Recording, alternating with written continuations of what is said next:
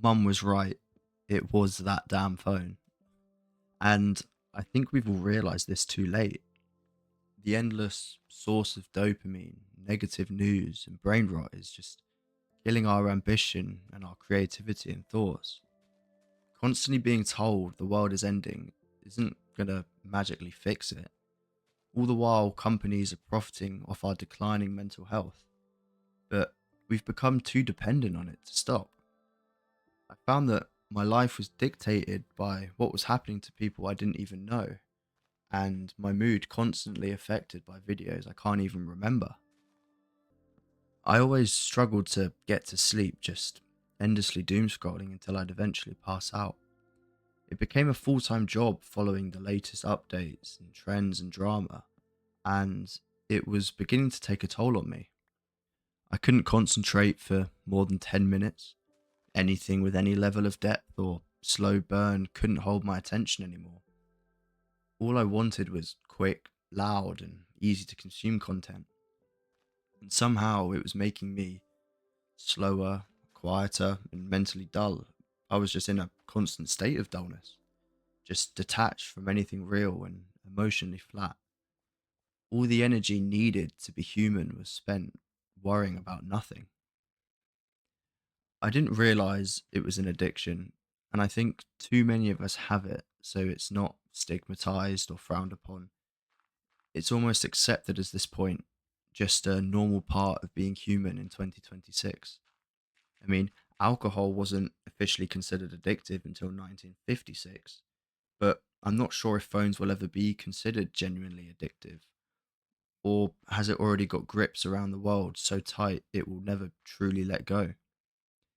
And don't get me started on my posture. I mean, my posture was terrible and still is, to be honest. I have text neck and anterior pelvic tilt just from keeping my head glued down to my phone all day.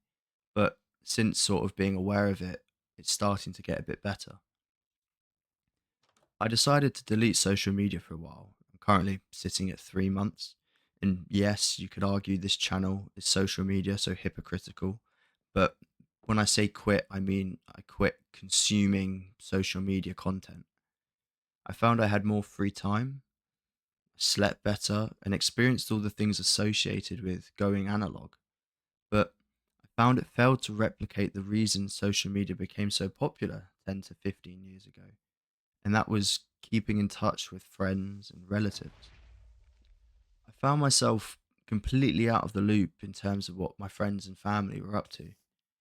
At this point in my life, social media is all I've ever known.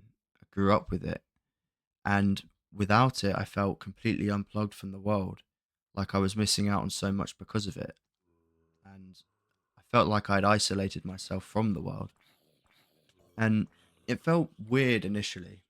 I found myself subconsciously opening my phone just to realize Instagram or the TikTok icons weren't there to press as I deleted the apps, or that when I'm lying in bed at night, there was nothing to do other than just go to sleep. There used to be small moments where your brain could just wander. I think the thing I miss most is that I never used to be alone with my own thoughts. Every spare second was filled. If I felt bored, I'd scroll. If I felt anxious, I'd scroll. And if I felt uncomfortable, I'd scroll. There was never any space to actually process what I was feeling because the phone was always there, ready to distract me from it. The problem is, though, you eventually stop distracting yourself from boredom and start just distracting yourself from life and the world. You'd be sitting on a bus, waiting for someone, staring out of a car window. But now every empty second gets filled instantly with brain rot content. My gym sessions became twice as fast, not because I was rushing them, but because I was no longer wasting time in between sets and exercises. And there's something peaceful about that silence, being fully engaged with what you're doing, one primary focus on the task at hand, and it's liberating.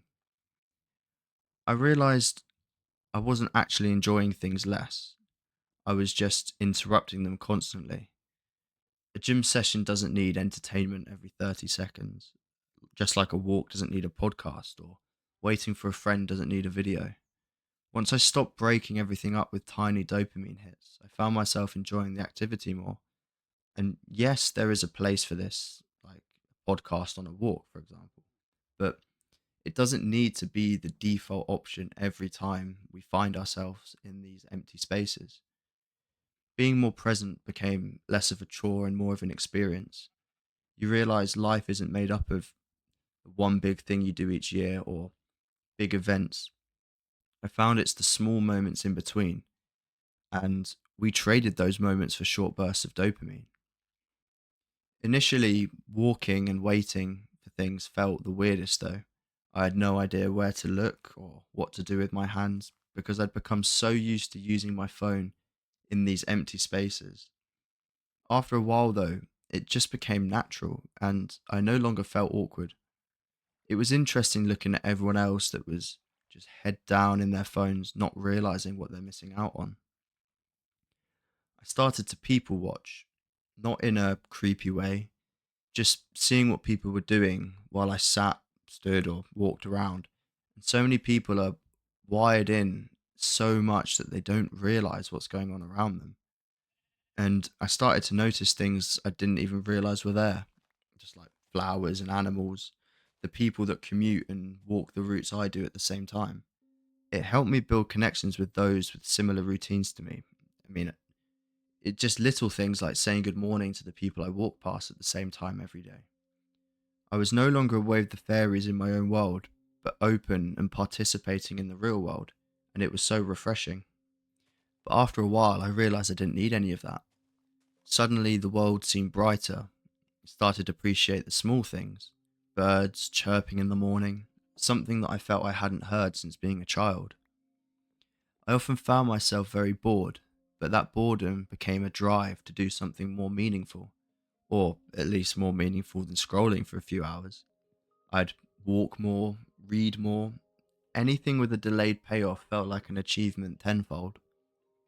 I now had to earn my dopamine, and my mind thanked me for it. I found I cared less about what people thought about me, and although I always thought I was being myself, constant surveillance through pictures and videos and judgment from strangers online subconsciously made me conform to what the internet thinks is right and wrong. And the weird thing is, these opinions weren't even mine. They were just ideas I'd absorbed over years of scrolling. What clothes are acceptable, what hobbies are cool, and what music is embarrassing. What success should look like. I'd spent so long online that I couldn't tell where my own opinions ended and everyone else's began. I'm not saying that I now do bad things, but I'll wear socks and flip flops or try and match black and blue. I'll drive under the speed limit and listen to unpopular music. Not not necessarily because I want to, but because I can. You'll realize all of these invisible social rules that we have put on ourselves, and they don't make any sense. You're wasting away in a world with so much to do and see.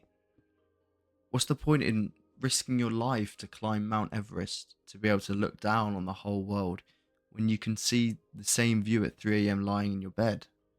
And the answer is the personal cost, the hard work, and the training to get up the mountain is what makes the view so good.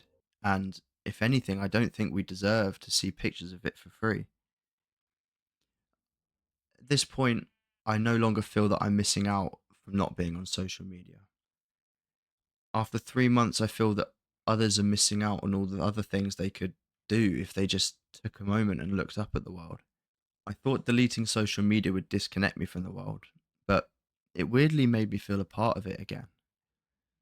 And honestly, if you left this video, you didn't subscribe, you deleted YouTube and never saw one of my videos again, I would genuinely be happy.